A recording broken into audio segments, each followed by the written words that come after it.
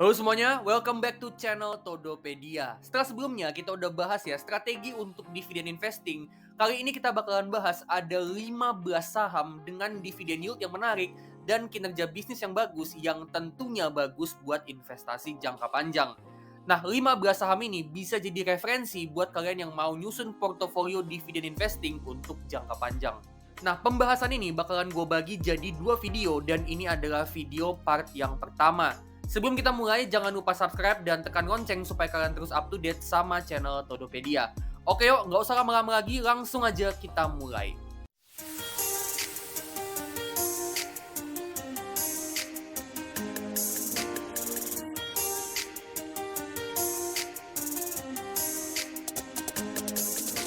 Oke, kita ke saham yang pertama, ada saham Astra. Astra ini holding company yang kinerja bisnisnya cukup bagus dalam beberapa tahun terakhir, di mana pendapatan sama labanya masih dalam tren yang bertumbuh dan dengan tingkat pertumbuhan yang juga cukup bagus.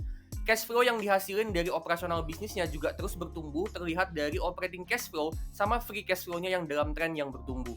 Nah, di tahun 2024 ini, Astra bagi dividen dengan total Rp519 per saham. Udah termasuk dividen interim plus dividen final. Kalau katakanlah di akhir tahun ini dan di tahun depan dividennya Astra itu kita asumsiin ya jumlahnya sama 519 juga. Berarti kalau kita beli di harga sekarang per video ini dibuat tanggal 18 Mei 2024 ada di 4.800, itu kita dapat dividen yield sekitaran 10 sampai 11%-an. Yang mana ini yield yang gede banget untuk perusahaan blue chip sekelas Astra. Ibarat harga sahamnya Astra nggak naik sama sekali, tapi kita tetap bisa dapat return investasi hampir setara return dari IHSG yang ada di sekitaran rata-rata 11-12%-an per tahun. Tapi nggak cuman dividennya gede aja, dengan Astra ini ningkatin capex atau belanja modal buat investasi untuk ngembangin bisnis di tahun 2023, terutama ngembangin bisnis dari United Tractors, ditambah dengan bisnis jasa keuangannya Astra yaitu Astra Financials punya pertumbuhan yang bagus dalam beberapa tahun terakhir. Artinya ini gambaran ya kalau Astra ini kedepannya masih punya potensi pertumbuhan bisnis. Jadi Astra ini dividennya menarik plus potensi pertumbuhan bisnisnya juga masih ada, yang artinya potensi capital gain dari sahamnya juga masih ada dalam jangka panjang.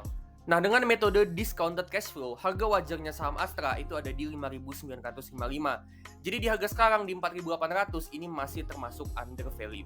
Next, untuk saham yang kedua sama yang ketiga, ada dua saham bank besar yaitu BBRI sama BMRI. BBRI sama BMRI ini dua bank blue chip yang pertumbuhan kredit, pendapatan sama labanya cukup konsisten dalam beberapa tahun terakhir dan juga dengan tingkat pertumbuhan yang cukup tinggi. Kinerja bisnisnya juga bagus banget dengan return on equity yang tinggi, net interest margin yang tinggi, CASA rasio yang juga tinggi, kredit macet atau non-performing loan yang rendah, loan to deposit rasionya yang bagus, dan capital adequacy rasionya yang tinggi. Nah, untuk dividennya, BBRI sama BMRI ini kalau kita beli di harga sekarang tanggal 18 Mei 2024, BBRI di harga 4.920 dan BMRI di 6.575, dividen yieldnya ada di sekitaran 6% untuk BBRI dan 5% untuk BMRI. Ini dividen yield yang termasuk agak kecil, tapi kenapa gua masukin dua saham ini?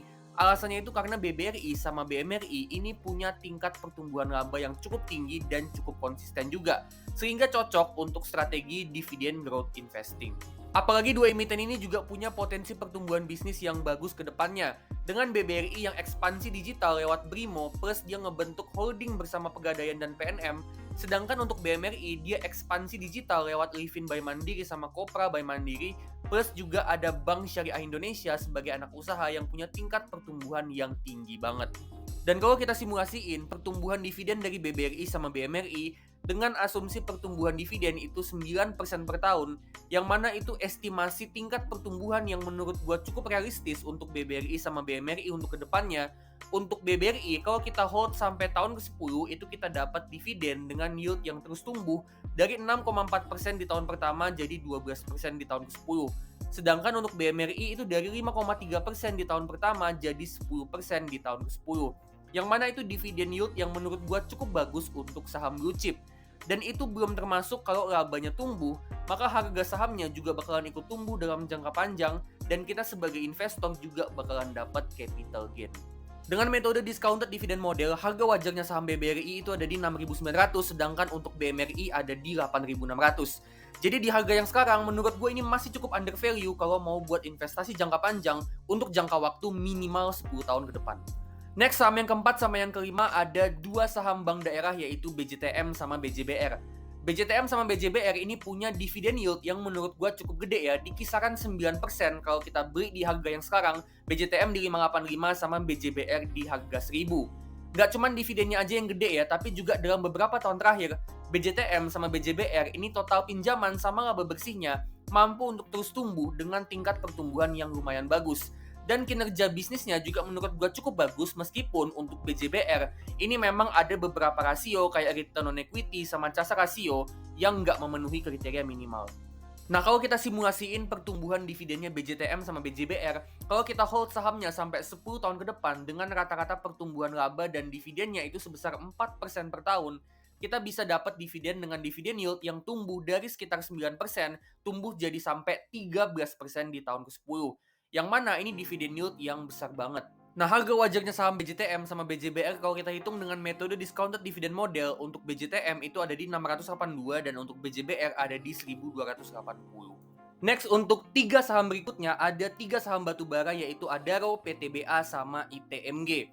Nah, tiga saham batubara ini punya dividen yield yang gede banget, bisa di atas 10%. Adaro di sekitaran 13,7%, PTBA di 13,5%, dan ITMG itu sampai 18% kalau kita beli di harganya yang sekarang. Nah, dividen yieldnya yang gede ini juga dengan dividen payout ratio yang nggak nyampe 100%. Artinya, sekian persen dari laba bersihnya itu masih ada yang dipakai buat investasi untuk ekspansi bisnis.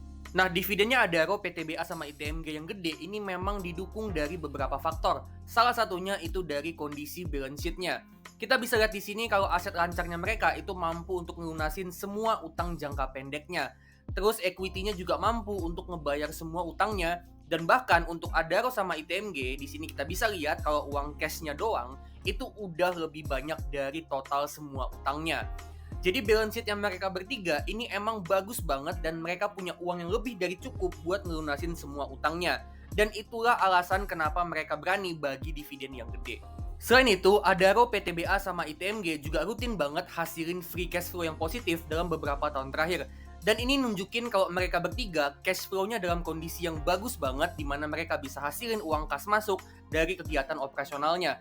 Dan ini juga jadi faktor lain kenapa mereka rutin bagi dividen yang gede. Revenue sama profitnya Adaro, PTBA, sama ITMG dalam beberapa tahun terakhir ini dalam tren yang cenderung bertumbuh meskipun ada naik turunnya. Dan bicara soal pertumbuhan, baik Adaro, PTBA, maupun ITMG ini masih terus berupaya untuk numbuhin bisnisnya. Untuk Adaro, dia lewat Adaro Minerals masih terus ngembangin kapasitas produksi dari batubara metalurgi. Terus untuk PTBA, dia mau ngembangin infrastruktur tambangnya, plus dia juga mau masuk ke bisnis pembangkit listrik. Sedangkan untuk ITMG, dia ini masih terus investasi untuk ngembangin tambang batubaranya. Kelihatan dari dia yang ngeluarin capex atau belanja modal itu mayoritas dialokasiin untuk ngembangin tambang batubara. Nah, harga wajar saham Adaro, PTBA, sama ITMG itu dengan metode min, per, dan PBV itu ada di 4.840 untuk Adaro, 3.030 untuk PTBA, dan 40.690 untuk ITMG. Dan di harganya yang sekarang untuk Adaro sama ITMG itu ada margin of safety yang cukup besar di 40%, sedangkan untuk PTBA margin of safety-nya tipis cuma 3%. Jadi bisa dibilang dari tiga saham ini untuk Adaro sama ITMG ini bisa dibilang cukup under value, sedangkan untuk PTBA di harga sekarang tergolong pas ada di harga wajarnya atau fairly value. Oke, jadi itu dia ya saham-saham dengan dividen yang menarik dan dengan kinerja bisnis yang juga bagus part yang pertama. Kita lihat di sini untuk kalender dividen dengan kita beli 8 saham yang tadi kita bahas, maka kita bisa dapat dividen itu di bulan Januari, Maret, April, Mei, Juni, Oktober, November, sama Desember. Nah, stay tune terus untuk part yang kedua ya, di mana kita bakalan bahas saham-saham lain yang dividennya juga gede dan juga dengan kinerja fundamental yang bagus yang mungkin juga bisa melengkapi kalender dividen kita supaya kita bisa dapat dividen tiap bulannya. Kalau kalian suka sama video ini, klik like, share ke teman kalian, dan kalian juga bisa kasih super thanks untuk ngebantu supaya channel ini terus tumbuh. Disclaimer ya, ini bukan ajakan untuk jual beli, tapi cuman opini gue aja, dan keputusan investasi itu 100% ada di tangan masing-masing. Oke, kalau gitu gue pamitan dulu dan sampai ketemu di video selanjutnya.